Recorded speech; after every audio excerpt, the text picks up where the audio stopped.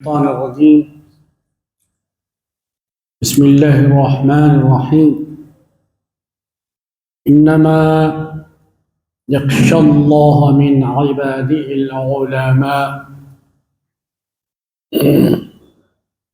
وقال سبحانه وتعالى في مقام آخر والراسخون في العلم. وقال جل جلاله وعما نباله في شأن حبيبه المصطفى ورسوله المرتضى صلى الله عليه وسلم إن الله وملائكته يصلون على النبي يا أيها الذين آمنوا صلوا عليه وسلموا تسليما. اللهم صل على سيدنا وشفيعنا وحبيبنا وأعلمنا وأكرمنا ورحمنا وعلى آل سيدنا محمد وعلى آل سيدنا محمد وعلى آل سيدنا محمد وأصحاب محمد صلى الله عليه وسلم. سبحان ربك رب العزة عما يصفون وسلام على المرسلين والحمد لله رب العالمين.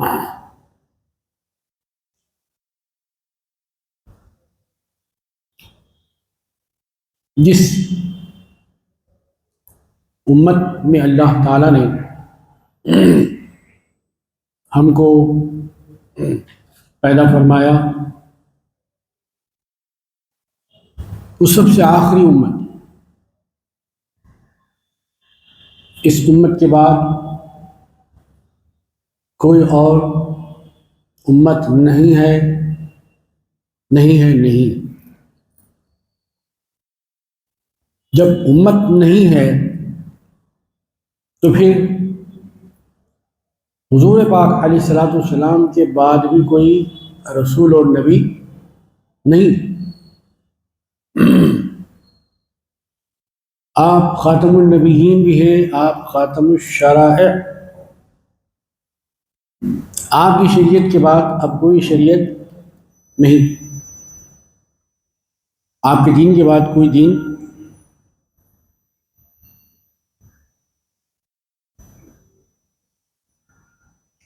دین کی حفاظت کے لیے اور دین کی پہلی بنیاد جس کا نام قرآن شریف، وہ اللہ تعالیٰ نے کتاب کی صورت میں نازل کی۔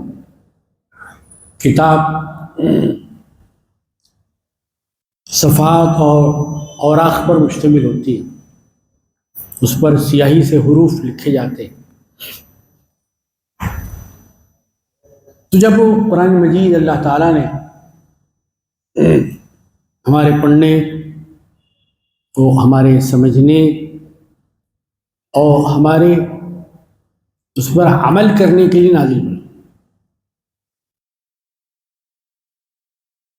تو اس کتاب کے کچھ پڑھنے والے ہوئے۔ کیسا پڑھتے ہیں؟ روا روی میں نہیں پڑھتے، جلدہ جلدی میں نہیں پڑھتے، سکون کے ساتھ، اطمینان کے ساتھ، جیسا اس کے پڑھے جانے کا حق ہے۔ ہر کام کو اس کے حق کے ساتھ کرنے کا طریقہ اس دنیا میں پایا جاتا ہے، گویا اس کام کو اس کا حق دینا ہے۔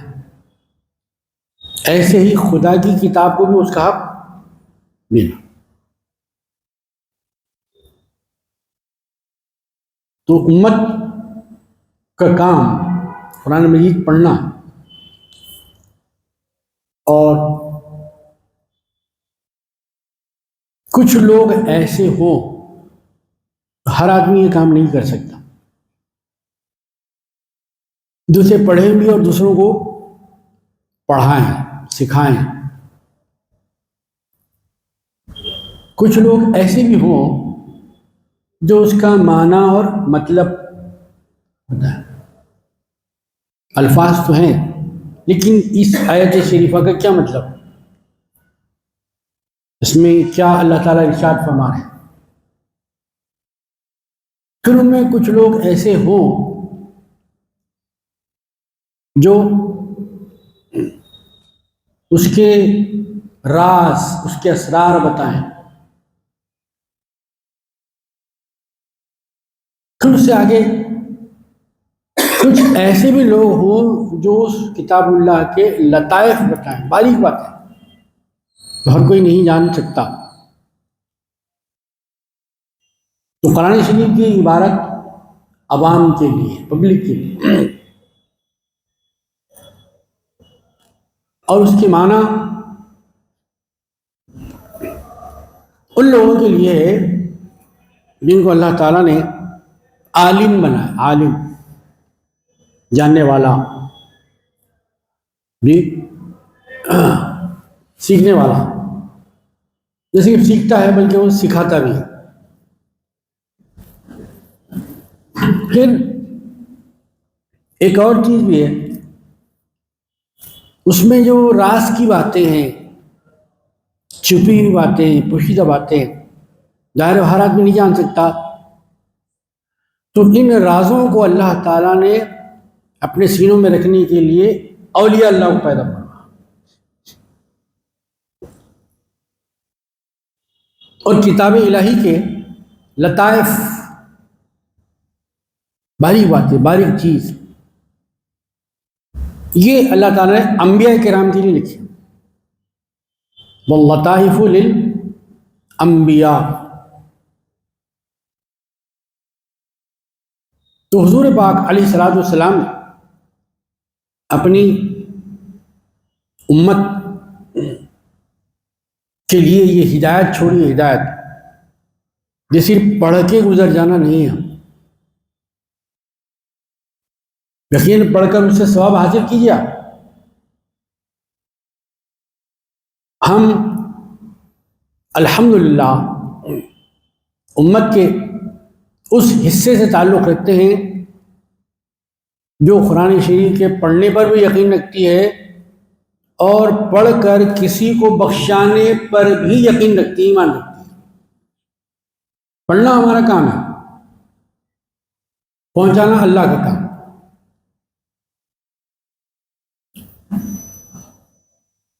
تو پڑھنے کو قرات کہتے ہیں، پہنچانے کو ایصال کہتے ہیں،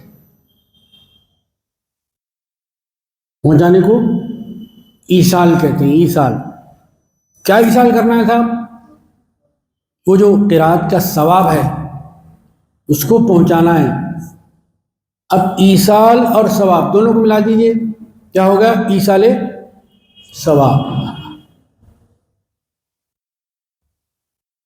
تو قرآن شریف پڑھنا بھی ہے،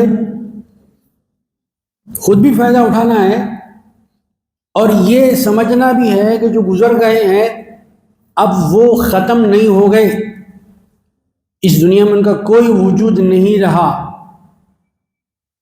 ویسا کہ سمجھنے والے سمجھتے ہیں، سمجھا کریں، لیکن ہمیں جو حضور پاک علیہ الصلوۃ والسلام نے سمجھایا،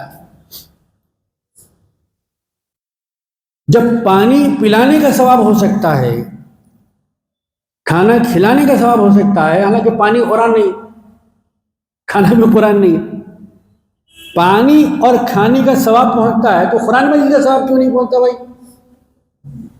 برابر پہنچتا۔ تو ہم ثواب پہنچانے اور پہنچنے کے قائلین میں سے، مطلب ماننے والوں میں سے، منکرین یعنی انکار کرنے والوں میں نہیں۔ اب یہ پڑھنے پڑھانے کا کام، لکھنے لکھانے کا کام، سیکھنے سکھانے کا کام کیا ہر آدمی کر سکتا ہے؟ اپنے کاروبار چھوڑ کر، بزنس چھوڑ کر، دھندا چھوڑ کر نہیں کر سکتا۔ جیسے قانون جاننے والے ہوتے ہیں، جیسے ڈاکٹری جاننے والے ہوتے ہیں، جیسے بزنس کے جاننے والے ہوتے ہیں، جیسے ہواؤں میں پلین اڑانے والے ہوتے ہیں، ویسے ہی خدا کے دین کو بھی سمجھانے والے ہوتے ہیں، پڑھنے پڑھانے والے ہوتے ہیں۔ ہمارے معاشرے کو، انسانی سماج کو، سوسائٹی کو جس طرح ڈاکٹر کی ضرورت ہے، جس طرح وکیل کی ضرورت ہے، اسی طرح مسلم معاشرے کو عالم کی بھی ضرورت ہے۔ اسے ایکسٹرا نہیں سمجھنا چاہیے، اسے اضافہ نہیں سمجھنا چاہیے۔ عالم کی ضرورت بھی ہے، فقیہ کی ضرورت بھی ہے، قاری کی بھی ضرورت ہے۔ مسجد بنا دی ہے، مسجد جب آپ نے بنایا ہے تو اس میں اکیلے اکیلے نماز پڑھنے کا حکم نہیں ہے۔ مسجد اس لیے بناتے ہیں آپ کے سب مل کر نماز ادا کریں۔ تو کیسے ادا کریں؟ تو آج نہیں، یہ جو سب مل جا رہے ہیں اس کا نام ہے جماعت۔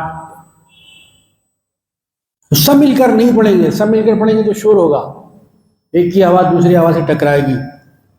سورۃ الفاتحہ تو سب ایک ساتھ مل کے پڑھ لیں۔ مثال کے طور پہ ضمیر سورہ ہر آدمی ایک ہی پڑھ سکتا ہے؟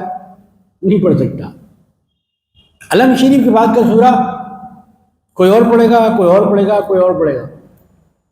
اس لیے بہتر یہ ہے کہ سب مل کے ٹھہر جائیں، ایک آدمی کو جو پڑھا لکھا ہے اس کو اپنا امام بنا دیں، آگے کھڑا کریں اسے۔ اللہ جو قرأت کر رہا ہے، قرآن مجید کی تلاوت کر رہا ہے، خبردار اس سے آگے کوئی نہ جائے۔ اگر اس سے آگے کوئی جائے گا تو اس کی نماز نہیں ہوگی۔ مسجد کے امام صاحب کے آگے اگر کوئی جائے تو اس کی نماز نہیں ہوگی۔ اگر کوئی پیغمبر کے آگے جائے تو اس کا ایمان نہیں ہوگا۔ سبحان اللہ، سبحان اللہ۔ امام المصلین، امام المصلین، نماز پڑھنے والے۔ امام المصلین سے کوئی آگے نہیں بڑھ سکتا، ویسے امام المرسلین سے آگے بھی کوئی نہیں بڑھ سکتا۔ یہ بات ہم کو سمجھائی گی، نماز میں پریکٹیکل سمجھائی گی۔ کہ کون بتاتے ہیں؟ جو پہلے سے سیکھے ہوئے تھے، جن کو علم ہوتا ہے۔ علم اللہ کی نعمت، اللہ کا راز ہے، اللہ کا انعام ہے جو اللہ تعالیٰ نے انسانوں کو عطا فرمایا۔ اتنا نہیں عطا فرمایا جتنا کہ اس کو چاہیے تھا۔ اب بھائی اللہ تعالیٰ نے دیا انسان کو علم، کتنا دیا؟ ایک صاحب نے سوال کیا، کتنا دیا بھائی؟ اگر ہم کو بھی معلوم ہونا چاہیے۔ اللہ تعالیٰ نے اس کا جواب بہت پہلے دے دیا۔ معلوم تھا پروردگار کوئی انسان ایسا سوال کرے گا۔ کبھی بہت سارے سوال باقی ہیں جس کے جواب ہم کو قرآن مجید میں دیکھنے ہیں، اور جواب قرآن مجید میں ہے۔ یاد رکھنے کی بات یہ ہے، اساتذہ فرماتے تھے کہ ہر سوال کا جواب نہیں ہوتا، لیکن ہر جواب کا سوال ہوتا ہے۔ ہر سوال کا جواب دینا ضروری نہیں ہے، لیکن ہر جواب کا سوال ہوتا ہے۔ اب چاہے وہ عالم صاحب سے کرے، آپ چاہے کسی مفتی صاحب سے کریں، کسی قانون داں سے کریں، تو انسان کو اللہ تعالیٰ نے علم دیا۔ کتنا دیا؟ اب ہم کیا کوئی پٹری ہمارے پاس ہے، کوئی میٹر ہے بتا سکتے بھائی اتنا علم دیا اللہ نے؟ ہم کو خود پتہ نہیں کتنا دیا۔ تو اللہ تعالیٰ نے یہ مشکل آسان فرمایا۔ اس میں زیادہ آپ کو دماغ لگانے کی ضرورت، زیادہ پریشان ہونے کی ضرورت نہیں ہے۔ اللہ تعالیٰ نے خود ارشاد فرما دیا، وَمَا أُوتِيتُم مِّنَ الْعِلْمِ إِلَّا قَلِيلًا۔ انسانوں کو ہم نے علم دیا ہے، جاہل نہیں رکھا۔ اللہ تعالیٰ انسانوں کو جاہل رکھنا نہیں چاہتا، لیکن انسان جاہل رہنا چاہتا ہے، تو یہ اس کا قصور ہے۔ اللہ تعالیٰ تو انسانوں کو پڑھا لکھا دیکھنا چاہتا ہے۔ بھائی آپ جاہل بن کر، غیر عالم بن کر، بے خبر بن کر، ناواقف ہو کر زندگی نہ گزاریں آپ، بلکہ معلومات رکھیے۔ اب معلومات دو طرح کی ہوتی ہیں، وہ دنیا کی معلومات بھی ہو سکتی ہیں، کیونکہ اب دنیا میں جی رہے ہیں تو دنیا کی معلومات ضروری ہے۔ آپ بے دین نہیں ہیں، آپ اللہ کے دین کا اقرار کرتے ہیں، تو جیسے دنیا کی معلومات ضروری ہے ویسے دین کی معلومات بھی ضروری ہے۔ نہیں صاحب یہ صرف عالموں کا کام ہے، عالموں کا کام جتنا ہے عالم کر رہے ہیں، لیکن آپ کو بھی تو جاننا چاہیے نا۔ فجر میں 4 رکعت پڑھنے آپ کو 2 پڑھنے ہیں، سنت فجر میں بعد میں پڑھنی ہے پہلے پڑھنی ہے، اتنا تو آپ کو معلوم ہونا چاہیے نا۔ اچھا آپ بغیر وضو کے نماز پڑھیں یا وضو کے ساتھ پڑھیں؟ طہارت کے ساتھ رہنا آپ کو ضروری ہے نہیں ہے؟ تو ارشاد فرمائے حضور پاک علیہ الصلوۃ والسلام نے، مومنوں یاد رکھ لو طہارت ایمان کا آدھا حصہ ہے۔ طہارت کو کیا سمجھتے ہیں؟ پاکی اور صفائی۔ مسلمان پاک اور صاف رہتا ہے، جسم کے حساب سے بھی اور اپنے اندر کے حساب سے بھی، قلب کے حساب سے۔ ایسے نہیں کہ جسم تو بڑا صاف ہے، کلین ہے، اور اندر کسی کے بارے میں دشمنی پل رہی ہے، عداوت پرورش پاری ہے، انتقام کا جذبہ ہے۔ کہا نہیں، مومن کا جسم بھی پاک، مومن کا دل بھی پاک۔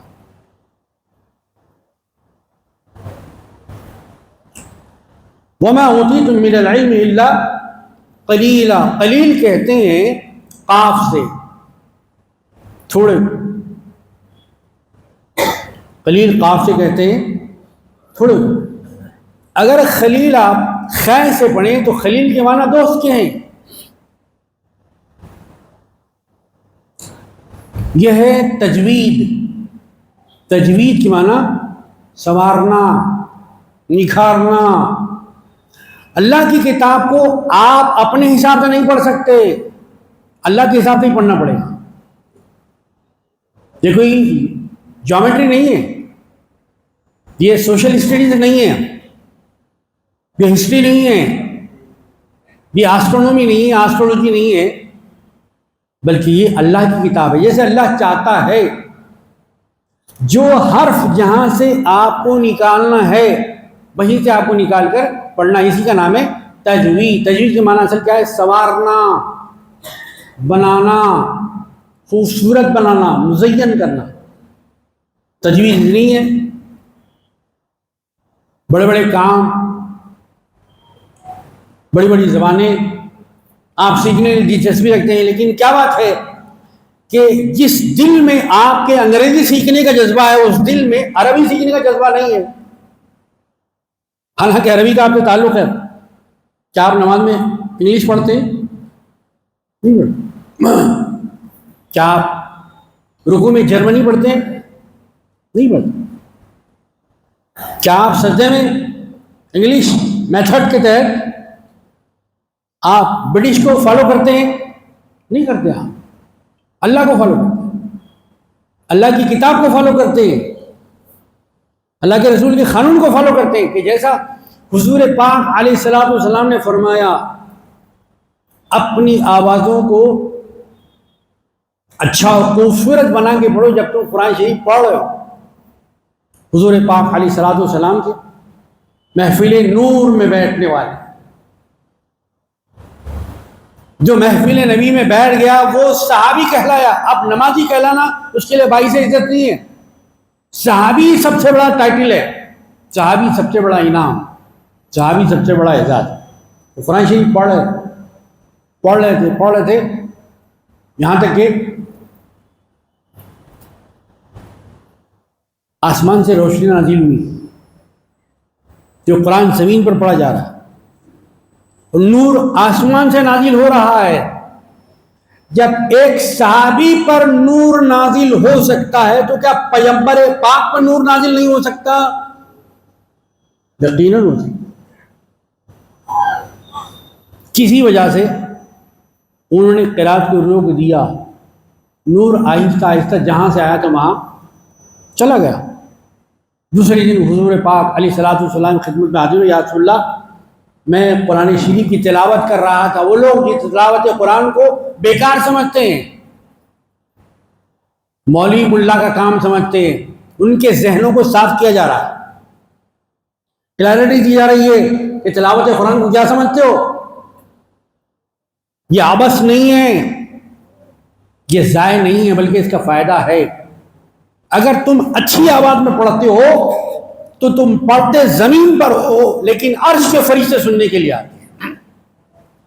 حضور پاک سے عرض کیا، رسول اللہ میں نے قرآن شریف میں تلاوت کی، اس کا حق ادا کرنے کی کوشش کی، ایسا ہوا کہ مجھے معلوم ہوا کہ کوئی نور کی شعائیں مجھ پر آ رہی ہیں، آسمان سے آ رہے، اوپر سے آ رہے، اور جب میں نے قرات روک دی، تلاوت روک دی، تو وہ نور پر چلا گیا۔ حضور پاک علیہ الصلوۃ والسلام نے تو فرمایا، اے میرے صحابی، اگر اور پڑھتے رہتے، آپ کی تلاوت میں کنٹینیویشن ہوتا، پے در پے آپ کی تلاوت جاری رہتی، تو سارے مدینے والے فرشتوں کو اپنی آنکھوں سے دیکھ لیتے۔ اللہ، جب حضور کے صحابی قرآن پڑھ رہے ہیں تو یہ عالم ہے، اور جب خود حضور قرآن پڑھتے ہوں گے تو کیا عالم ہوتا ہوگا؟ ذرا یہ بھی سوچتے ہیں یہ بات۔ اللہ، یہ قرآن پڑھنے کا طریقہ کون بتاتے ہیں؟ یہ وہی لوگ بتاتے ہیں جسے بعض لوگ ایکسٹرا سمجھتے ہیں، علماء دین، علماء ربانی۔ کون ہے علماء ربانی؟ کس کو کہتے ہیں عالم؟ عالم کا ڈیفینیشن کیا ہے؟ عالم کی تعریف کیا ہے؟ آنکھیں کھول رہا ہے قرآن، دماغ کی پرتوں کو صاف کر رہا ہے قرآن۔ کیا ہم سمجھنے کے لیے تیار ہیں؟ انما یخشی اللہ من عبادہ العلماء۔ اے لوگو، تم خدا سے ڈرتے ہو یا نہیں ڈرتے ہو نہیں مان، لیکن جو خدا کے لوگوں میں، انسانوں میں ڈرنے والا ہے، وہ عالم ہی ڈرنے والا ہے۔ عالم کی پہچان ہوئی خدا سے ڈرنے والا، جو بے خوف، نڈر، آزاد، غیر پابند، جو جی چاہے آئے کرنے والا، وہ کبھی عالم ربانی نہیں ہو سکتا۔ سب کچھ ہو سکتا ہے، ایکسپرٹ ہو سکتا ہے، ماسٹر ہو سکتا ہے، سپر ہو سکتا ہے، سپریم ہو سکتا ہے، سب کچھ ہو سکتا ہے، لیکن نہیں ہو سکتا تو عالم نہیں ہو سکتا۔ قرآن مجید کی آیت ہے، یہ ہماری نظروں سے گزرتی ہے۔ یہ کیا کبھی ہم نے اس کے میننگز ماننے کی کوشش کی، جاننے کی کوشش کی؟ جی، قرآن مجید میں سمجھا جا رہا ہے، اے لوگوں، پڑھنا تمہارا کام ہے، پڑھانا تمہارا کام ہے، لکھنا تمہارا کام ہے، لکھانا تمہارا کام ہے، ترجمہ تمہارا کام ہے، تفسیر تمہارا کام ہے، اس کی باریک باتیں بتانا تمہارا کام ہے، لیکن جہاں تک حفاظت ہے وہ ہمارا کام ہے۔ حفاظت کا ذمہ تم کو نہیں دیا۔ اِنَّا نَحْنُ نَزَّلْنَا الذِّكْرَ وَإِنَّا لَهُ لَحَافِظُونَ۔ یہ حافظ قرآن جو کہتے ہیں، یہ معنوی حافظ قرآن ہے۔ اصل قرآن کا حافظ تو کتنے لوگ آئے دنیا میں قرآن مجید ختم کرنے کی، جی، نسخے جمع کر کر کے وہ نظر آتش کرتے تھے۔ خدا ان کو نظر گلستان کرے، وہ ایمان لائیں جو ایمان پیغمبروں نے ہمارے ہاتھوں میں دیا۔ ہم کو آپس سے ہی فرصت نہیں تو دوسروں کو کیا قرآن پہنچائیں؟ آپس میں ہی ہم لڑ رہے ہیں، قرآن کو چھوڑ رہے ہیں، ہم قرآن کے احکام کو نہیں مان رہے ہیں۔ قرآن کو ہم نے تو بہت اونچا رکھ دیا کہ وہی رہنے کی جگہ ہے، عمل کرنے کی جگہ نہیں ہے۔ ایسا نہیں ہے، بلکہ جہاں جہاں اللہ تعالیٰ نے مومنوں کا ذکر کیا، مومن کون ہوتا ہے؟ مومن، اتنی بڑی دولت ہے ایمان، ساری دنیا کے بادشاہوں کے خزانے مل کر بھی ایمان کی قیمت نہیں لگا سکتے۔ دنیا کے کسی شہنشاہ کے خزانے میں، بیت المال میں، قرآن مجید کی ایک آیت کی قیمت نہیں ہے۔ یا ایھا الذین آمنو، اے ایمان والو، ایمان معتبر ہے، باقی ساری چیزیں اللہ نے رد فرما دی، ایکسیپٹ صرف ایمان ہے۔ ایمان جہاں بھی اللہ نے خطاب کیا اے ایمان والو، ایمان کی حفاظت ہے آپ کے پاس، یا پھر فلن بلیک کا ایمان رکھتے ہیں آپ، مردم شماری میں لکھیں گے آئی ایم مسلم، مردم شماری کا مسلمان ہوئے آپ، وہ مسلمان نہیں ہوئے جو اللہ چاہتا ہے، وہ مومن نہیں ہوئے جو رسول خدا چاہتے ہیں، وہ صاحب ایمان نہیں ہوئے جو قرآن چاہتا ہے۔ حضور پاک علیہ الصلوۃ والسلام نے یہ ساری باتیں بتانے والوں کے لیے، قرآن پڑھ کے سمجھانے والوں کے لیے، اس پر پہلے عمل کرنے والوں کے لیے، اس قرآن میں ڈوب جانے والوں کے لیے، جو فنا فی القرآن ہوتا ہے، فنا فی آیات القرآن ہوتا ہے، فنا فی معانی القرآن ہوتا ہے، فنا فی محبت القرآن ہوتا ہے۔ اس کا مقام کیا ہے؟ اس کا مقام یہ ہے کہ بنی اسرائیل جو قوم تھی ہم سے پہلے گزر چکی ہے، اس میں کئی پیغمبر آئے، رسول آئے، ہادی آئے، رہنما آئے، رہبر آئے، کچھ صاحب کتاب، کچھ صاحب شریعت آئے جی۔ تو اس قوم کے جو پیغمبر تھے، جو کام اس امت کے پیغمبروں نے کیا اور ان کو جو رتبہ دیا، میری قوم میں وہ رتبہ اللہ تعالیٰ علماء کو عطا فرمائے گا۔ میری قوم کے علماء کو نظروں سے گرا کے نہ دیکھو، میری قوم کے علماء کو ڈیگریڈ نہ کرو، میری قوم کے مفتیوں کو ڈیگریڈ نہ کرو، ان کو حقارت کی نگاہ سے نہ دیکھو، ان کو خریدنے کا ارادہ نہ کرو۔ انہوں نے اپنے آپ کو اللہ کے ہاتھ بھیج دیا۔ حضور پاک علیہ الصلوۃ والسلام جن کا نام نامی اس میں گرامی، آپ کلمے پڑھتے لا الہ الا اللہ محمد رسول اللہ، کیا فرمایا محمد رسول اللہ؟ زبان نے تو الفاظ ادا کر دیے، کیا دل نے بھی یہ کلمہ پڑھا ہے؟ کیا آپ کا دماغ بھی اس کلمے کے معنی کے لیے آمادہ ہوا ہے؟ کیا اقرار باللسان کے ساتھ تصدیق بالقلب میں رکھتے ہیں آپ؟ وہ پیغمبر پاک فرما رہے ہیں جن کا ایک ایک لفظ، ایک ایک حرف، ایک ایک جملہ لاکھوں کروڑوں سے زیادہ قیمتی ہے۔ حضور فرماتے ہیں علماء امتی کا انبیائی بنی اسرائیل، میری امت کے جو علماء ہیں، اللہ سے ڈرنے والے، قرآن پر عمل کرنے والے، متقی، پرہیزگار، صاحبان تقوی، صاحبان فتویٰ، کون تھے یہ؟ بنی اسرائیل کے جیسے پیغمبر تھے، اللہ نے وہی مقام میری امت کے علماء کو عطا فرمایا۔ انہی میں سے تھے شیخ الاسلام ابو البرکات حجت الاسلام الشاہ محمد انوار اللہ فاروقی۔ مشربی اعتبار سے انہوں نے پیران پیر، غوث اعظم دستگیر، پیر روشن ضمیر، صاحب الاشارات والمعانی، محبوب سبحانی، سیدنا شیخ عبد القادر جیلانی رحمت اللہ تعالی علیہ کے اللہ تک پہنچنے کا جو راستہ ہے جس کا نام قادریت ہے، اس کو قبول کرنا۔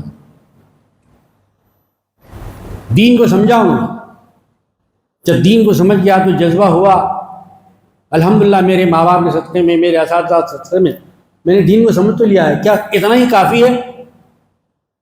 نہیں، بلکہ جو مجھے ملا ہے اوروں تک بھی مجھے پہنچانا ہے۔ یہ خیال کب آیا؟ 28 سال کی عمر میں، صرف 20/8 اللہ تعالیٰ نے جذبہ ڈالا۔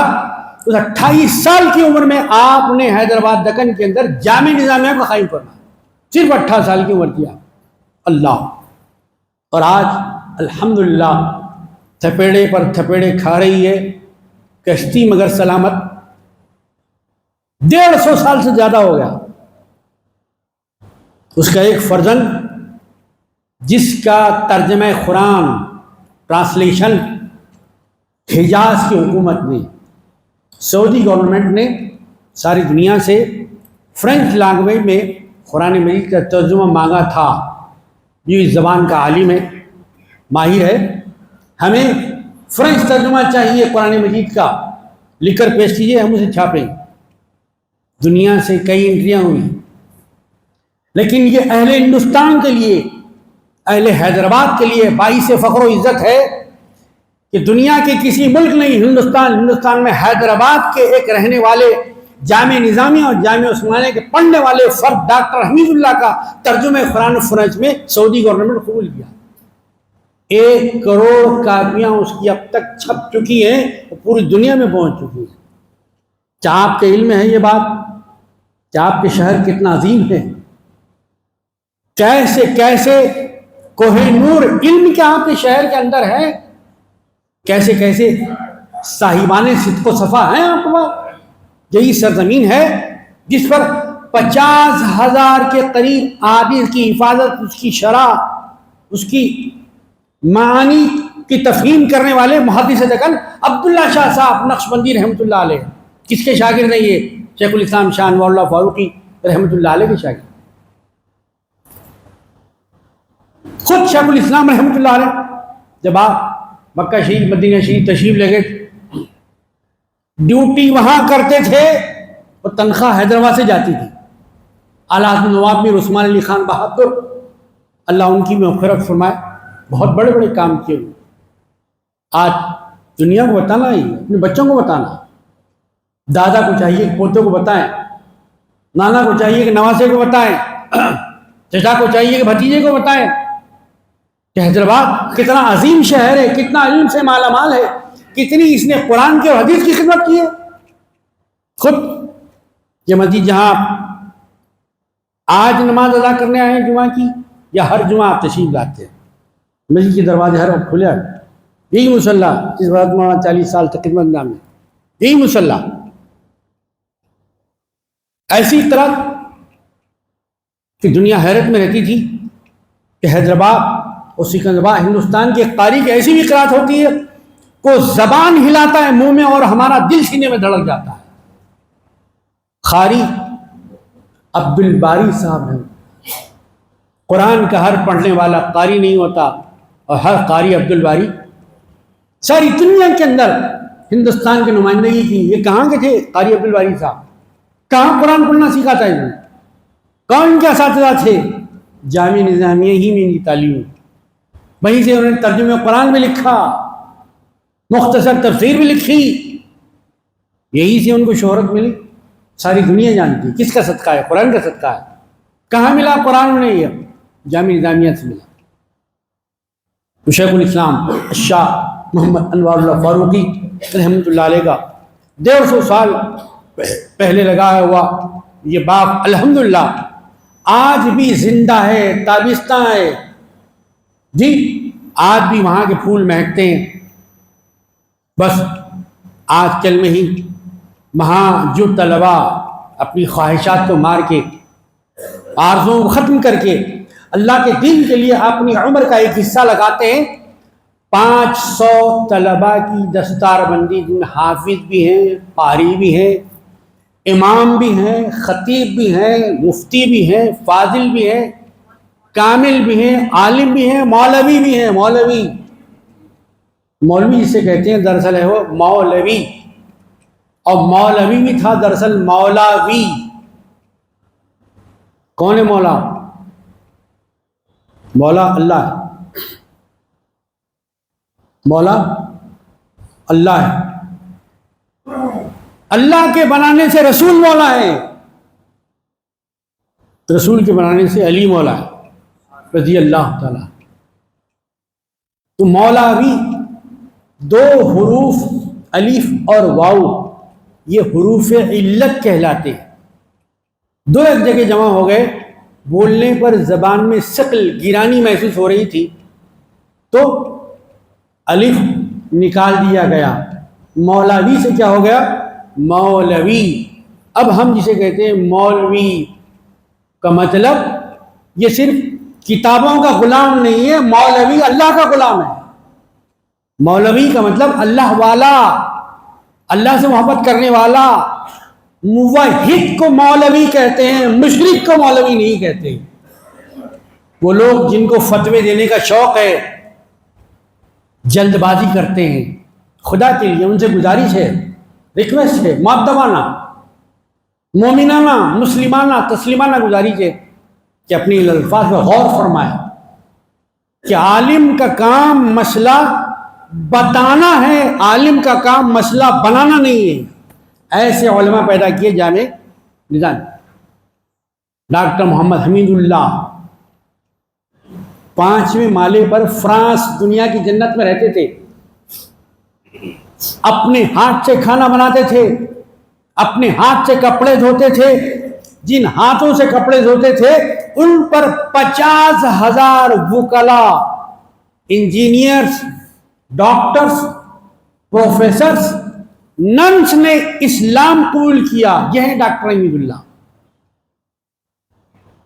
اللہ کے دین کے خدمتگار، اس کا نام ہے ڈاکٹر حمید اللہ۔ اور کس کے فیض سے فیضیاب ہوئے؟ فیضیاب انوار اللہ۔ ہر مقام پر، ہر جگہ پر، ہر ملک پر، ہر شہر میں اللہ تعالیٰ نے پیدا فرمائے دین کے خدمتگار۔ کہیں اس کا نام عالم ہے، کہیں اس کا نام عارف ہے، کہیں صوفی ہے، کہیں اللہ والا ہے، کہیں پیر ہے۔ نام الگ الگ ہیں لیکن کام ایک ہی ہے، سب کا کام اللہ سے جوڑنا۔ عالم کا کام بھی اللہ سے جوڑنا، عارف کا کام بھی اللہ سے جوڑنا۔ اب فرق اتنا ہے کہ عالم الفاظ بتاتا ہے، عارف اس کے معنی بتاتا ہے، صوفی اس کے اسرار بتاتا ہے۔ الفاظ میں مت الجھیے، دیکھیے کہ کام کیا کر رہا ہے، کون سا مشن چلا رہا ہے، اپنی ذات سے جوڑ رہا ہے یا اللہ سے جوڑ رہا ہے، اپنے سے ملا رہا ہے یا اللہ سے ملا رہا ہے۔ میں آپ چونکہ متقی ہیں، پرہیزگار ہیں، اللہ سے ڈرنے والے ہیں، شریعت پر عمل کرنے والے ہیں، میں ابھی اس منزل میں نہیں آیا۔ میری رسائی صرف دنیا تک ہے، آپ کی رسائی دنیا والے تک ہے۔ تو میں آپ کے ہاتھ پر یہ وعدہ کرتا ہوں کہ میں آئندہ سے گناہ نہیں کروں گا، خدا کے دین کے خلاف نہیں جاؤں گا، قرآن کی آیت کے خلاف نہیں جاؤں گا، رسول کی سنت کے خلاف نہیں جاؤں گا، اپنے بھائی کے خلاف نہیں جاؤں گا، آگے بڑھ کر انسانیت کے خلاف نہیں جاؤں گا۔ اسی کا نام ہے بیعت۔ جو بیعت کا ارادہ کیا اس کا نام ہے مرید، اور جس کے ہاتھ پہ ارادہ کیا وہ ہے مرشد، نہ کہ مرشد۔ ارشد یرشد ارشاد، کیا ارشاد ہے آپ کا؟ کیا فرماتے ہیں آپ؟ تو ارشاد اور واضح و نصیحت یہ الفاظ قرآن مجید میں آئے ہیں۔ مرشد کا لفظ بھی قرآن مجید میں آیا ہے۔ ہمارے بھائی پوچھتے کہاں ہے مرشد قرآن میں؟ کب دیکھا آپ نے قرآن میں؟ کب پڑھا آپ نے قرآن میں؟ آپ کو تو فرصت ہی نہیں ملی، آپ کا شیڈول تو بالکل بزی تھا بھائی، آپ تو بہت مصروف تھے۔ آپ کو اگر موقع ملا تو زیارت میں، آپ کو اگر موقع ملا تو رمضان میں، آپ کو اگر موقع ملا تو شب قدر میں، آپ کو اگر موقع ملا تو شب برات میں، باقی سارے دن جی یہ تو ساری زندگی اپنی قرآن کے لیے گزار۔